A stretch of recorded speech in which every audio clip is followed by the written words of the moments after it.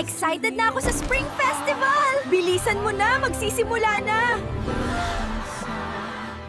Tingnan niyo siya! Nadapa sa harap ng lahat! Nakakahiya talaga siya! Hindi bagay sa stage ang katulad niya! Bakit niyo ako pinagtatawanan? Kahit mahirap, hindi ako susuko.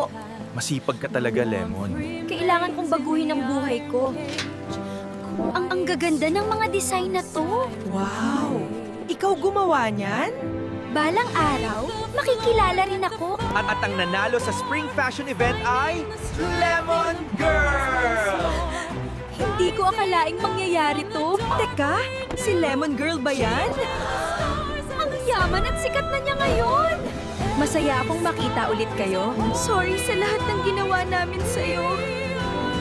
Okay lang, tapos na yon. Napakabuti mo pa rin. Kung naniwala ka sa pangarap mo, posible talaga ang lahat. Grabe, inspiring naman! Follow at share para sa mas marami pang kwento.